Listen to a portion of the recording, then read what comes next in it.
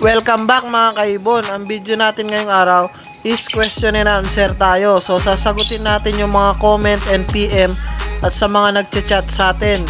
So sasagutin natin yung mga tanong nyo. Kaya samahan nyo ako ngayong araw. Baka isa na sa mga tanong nyo ang masasagot natin ngayon. So samahan nyo ako. Tara!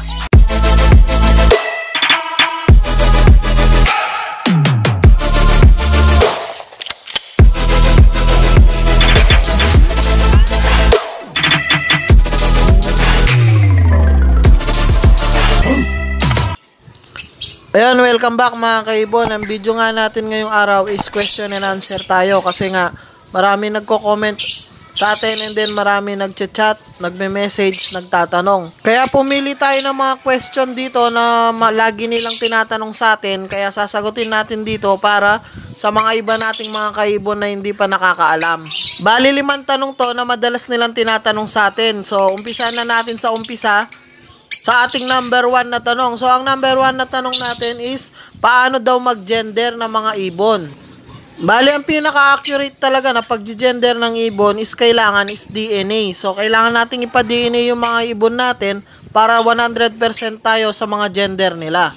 And then, maliban naman sa DNA, meron pa tayong ibang paraan ng pag-gender ng ibon. So, hindi naman pwedeng lahat ng ibon mo ipapa-gender mo kasi nga may bayad ang DNA.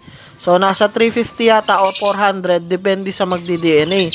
So, katulad nga sa akin, ako hindi naman ako nagpapa-DNA ng ibon, depende na lang kung kailangan talaga. Ako kasi, katulad ng mga ibang mag-iibon, nagbe-base lang kami sa size, sa pelvic, at sa behavior ng ibon. So, paano ba malalaman sa size ng ibon kung anong gender niya? Kadalasan kasi, mas malaki ang hen kesa sa cock. So, yung hen natin is medyo malaki ang katawan niya, parang medyo mataba. And then, ang cock naman natin is slim, na payat. And then, sa pelvic naman, so sa pagkaba ng pelvic ng ibon. So, ang kailangan nyong gawin is, kapain nyo lang ng isang daliri nyo, and then, titignan nyo kung matigas or malambot.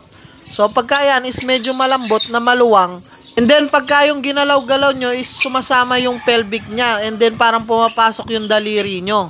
So, pagka ganoon, may chance na hen yung ibon nyo. Pagka sakak naman, so pagka kinapa nyo yan, so mapapansin nyo, hindi papasok yung daliri nyo and then matigas siya, no? So pagka ginalaw-galaw nyo, parang may matulis na lumalaban yung pelvic nya. So pagka ganoon, malaking chance na cock yun. Kailangan masikip siya na matigas. So ayun, punta na tayo sa next question natin. Question number 2. Ang tanong niya is, bakit daw hindi pa nangingitlog yung pair niya? So, maraming ang dahilan kung bakit hindi sila nangingitlog. So, unang-una, baka bata pa sila, no? Wala pa sila sa tamang age. So, kailangan mo munang pamaturid yung ibon mo. And then, next naman, baka same gender sila, no? Talagang hindi yan mangingitlog kung same cock. So, mangingitlog man yan kung same hen. So, marami silang itlog. So, kailangan habang maaga, siguraduhin mo na yung pair mo is hen at cock. And then, yung pwesto nila, so importante yung pwesto ng mga ibon natin na hindi sila masyadong nabubulabog, hindi sila na-stress. So, pagka lagi silang nabubulabog, hindi talaga yan mangingitlog kasi nga hindi safe. Ang tingin nila is hindi safe yung kanilang lugar. Isa rin sa dahilan, no, sa panahon, dahil nga mainit ngayon, so hindi talaga mangingitlog yung mga breeder natin. So, hintay lang tayo sa breeding season nila pagka yung medyo malamig na yung panahon. So, mangingitlog din yan. Basta hen at cock yan. So, siguradong iitlog din yan.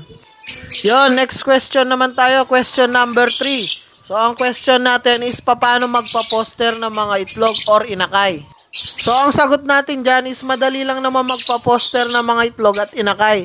So, basta ang importante is, may kasabay sila, no? Kasi sabay yung ibon or kahit ilang days lang yung pagitan nila. So, kasi hindi mo naman pwedeng ipa-poster yung itlog mo dun sa ibon na walang itlog. So, kailangan may itlog din yung paglilipatan mo. So, at least kahit 8 to 5 days lang yung pagitan nila, pwede pa yon. Sa inakay naman, sa pagpapaposter ng inakay, so, ang importante lang dyan is magkakasing laki yung paglilipatan mo ng inakay. So, kailangan same size lang sila para walang maiwan sa kanila, walang mabansot. So, yun lang ang number 1 na kailangan, same size.